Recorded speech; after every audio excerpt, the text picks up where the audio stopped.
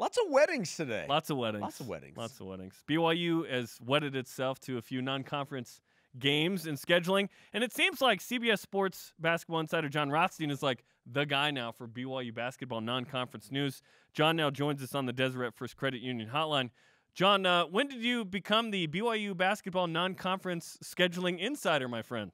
Guys, just trying to keep tabs on the news, getting ready for next season, and trying to obviously dig up different tidbits as to who's playing who. And just last week and a couple of days successively, you know, we saw BYU obviously come across my desk and some pretty intriguing games for BYU. What do you make of the non-conference games that BYU's reportedly scheduled? There's three that we know of: Houston, Mississippi State, and UNLV. Well, it all depends on the personnel that BYU is going to have, and that's one of the difficult things for this time of year for college coaches is you are planning for a season where you don't know who's going to be on your team. So it's going to be really interesting, in my opinion, to see what BYU's team looks like to obviously deal with an arduous non-conference schedule that's going to feature, as we said, a road game at Mississippi State as well as the game in Vegas against UNLV.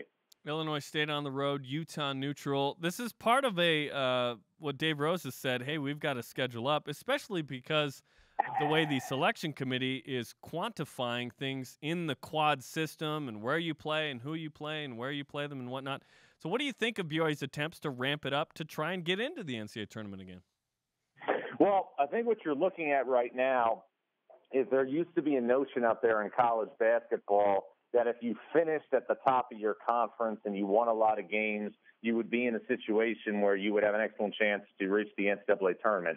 That's not the case anymore. It's about who you beat and where you beat them. And a perfect example of that last year, guys, was Nebraska.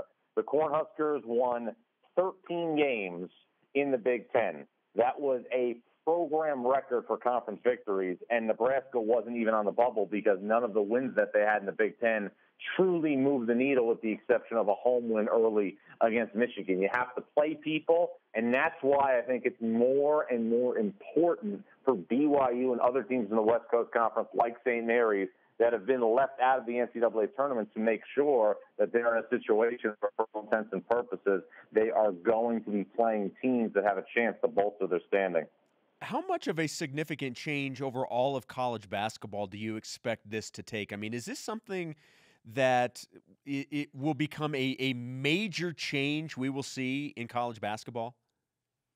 Well, I think one thing you need to look at for all intents and purposes is, you know, when you evaluate a program and you look at what are the most important things for college basketball programs, obviously number one is always going to be recruiting because you need to have, you know, the best possible players. You also need to obviously have a staff that's going to be functional. There has to be good staff dynamics, and you have to be capable staff for all aspects of a program. But right up there with hiring your staff, you are going to need to have a schedule that puts you in position to make the NCAA tournament. And there are teams right now who I'm studying on a daily basis who are not putting themselves in a situation to make the field of 68 just by not being thorough enough with RPIs, with strength of schedules, with the opponents that they're scheduling.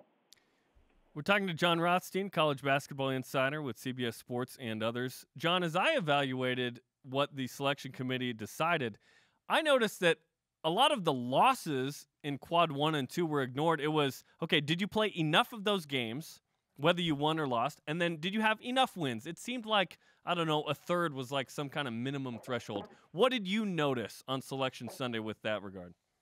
Well, I think one of the things that really stood out to me, and this obviously is directly correlated to Arizona State, is the magnitude of the victory that you have away from home really carries a tremendous amount of weight. And Arizona State was a team that, again, was not in a situation where it played its best basketball in the conference portion of the schedule, but they won a game on a neutral court against Xavier, who was a 1 seed, and they also won a road game against Kansas, who was a 1 seed. That was enough to put the Sun Devils into the NCAA tournament. So if you can get high-level games and you can get games that give you an opportunity to play a game that's going to be a high seed in the NCAA tournament, you're giving yourself an opportunity to eventually be selected to play in the field of 68. So, John, with all that said then, with the games that we know that BYU is going to have on the non-conference schedule, do you believe games like those are enough to help BYU's cause on a Selection Sunday if everything else plays out right for them?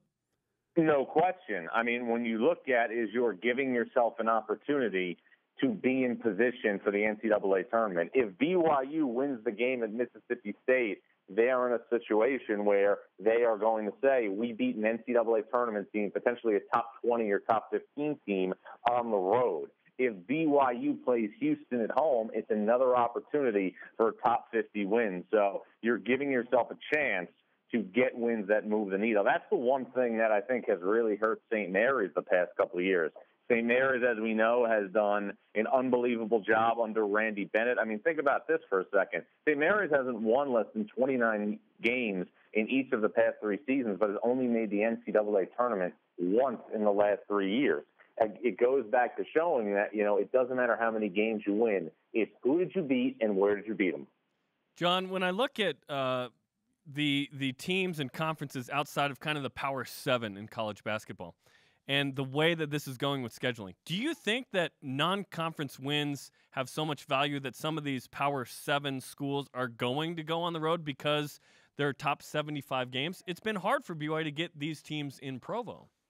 Well, and that's for good reason. And, everybody knows that BYU is a difficult team to play away from home. BYU is going to have, obviously, the altitude to deal with. BYU is always a team that's going to be well coached under Dave Rose. I mean, everybody remembers, what happened, obviously, in the 2010-2011 season with Jimmer Fredette when, BYU was one of the best teams in the country. Now, Jimmer Fredette was a once-in-a-generation type player, but there has been a consistency of BYU knocking on the door in the NCAA tournament, really for the last 10 years or so under Dave Rose. And I know everybody, is sure that as long as Dave Rose is the head coach of BYU, it's going to be consistent. John, I wanted to ask you a couple of questions about the West Coast Conference. You mentioned St. Mary's a second ago. What was your opinion on the changes that the WCC made to both the scheduling within the conference as well as the tournament format? Well, I think that this is stuff that obviously Gonzaga was requesting in an effort to, stay in the West Coast Conference. Gonzaga had certain things that it wanted to see remedied, and those things were remedied in an effort to, keep Gonzaga in the league. Because if Gonzaga left the West Coast Conference would just become another mid-major conference that came down to just a couple of days in March at the West Coast Conference tournament. With Gonzaga right now, you still have a chance to have a multi-bid league.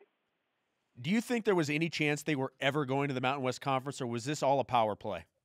No, I was for sure, doing my due diligence and talking to people, in the West Coast Conference and around the West Coast Conference and, believing that Gonzaga was going to join the Mountain West Conference, which would have been a major coup for the Mountain West and a devastating loss for the WCC. Elijah Bryant announced that he's leaving, pursuing a pro career. Yoeli Childs is testing the NBA waters. What are your way too early expectations for BYU if Yoeli Childs returns to the Cougars?